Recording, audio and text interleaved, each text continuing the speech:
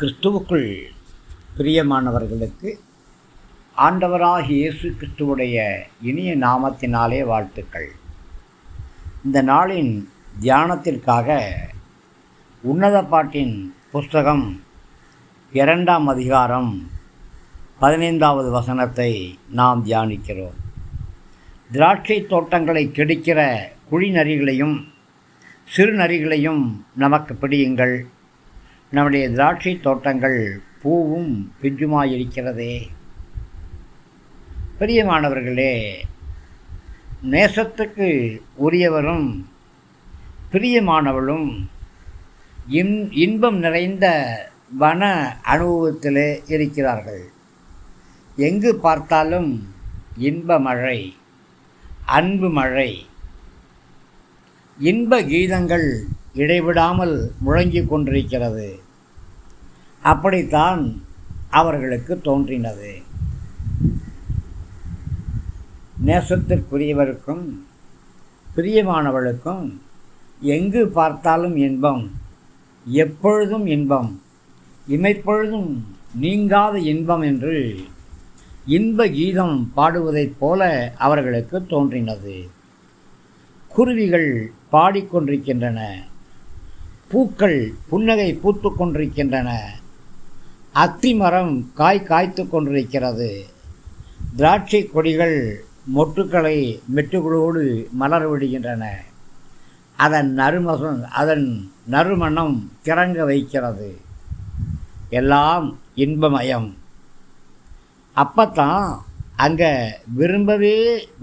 விரும்பக்கூடாத ஒரு காரியம் நடந்துச்சு. தோட்டத்துடைய நல்ல விளைச்சலை கெடுக்கக்கூடிய சிறு நரிகள் அங்கே வந்துச்சு.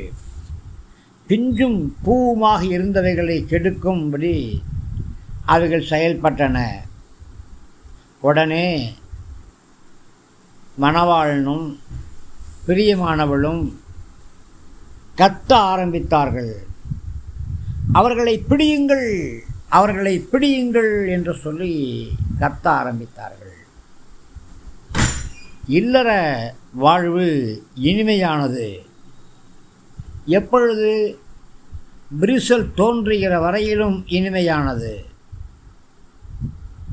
இல்லற கப்பல் நடுக்கடலிலே கவிழக்கூடிய வரையிலும், விரிசல்கள் உண்டாகிற வரையிலும் இனிமையானதுதான். ஆனால் ஒரு சின்ன விரிசல், கப்பலிலே காணப்படக்கூடிய சின்ன ஓட்டை, ஒரு சின்ன கருத்து வேறுபாடு, இவைகள் இன்ப அரண்மனையை முற்றிலுமாக தகர்த்து போட்டுவிடும். சிறு துளை என்று தோன்றக்கூடிய இவை இல்லற கப்பலை மூழ்கடித்துவிடும். உடனடியாக இவைகள் அடையாளம் காணப்பட்டு அகற்றப்பட வேண்டும். இதற்கு மனந்திறந்த பேச்சு தேவை, குடும்ப ஜெபம் தேவை, தேவ சமூகத்தின் பழக்கம் தேவை. இதை விசுவாச தம்பதிகள் ஒருவொழுதும் மறந்துவிடக்கூடாது. நேசரோடு இருக்கிற இன்ப உறவிலே போகக்கூடிய சின்ன சின்ன பாவங்களாகிய குழி நரிகளையும் சின்ன சின்ன பாவங்களாகிய குழி முசல்களையும் நாம் கண்டு சும்மா இருக்கக்கூடாது. அவைகள் நம்முடைய ஆவிக்குரிய கனிகளை கெடுத்து போட்டுவிடும். நேசருக்கென்று கனி கொடுக்க முடியாத ஜீவியம் உருவாகிவிடும். பிரியமானவர்களே, நாம் கர்த்தரை நோக்கி பார்க்க வேண்டும். இந்த சத்தங்களை கேட்டு அந்த சிறு நரிகளையும் குழி நரிகளையும் அடையாளம் கண்டு அவைகளை பிடிக்க வேண்டும். தோட்டத்தை விட்டு அப்புறப்படுத்த வேண்டும்.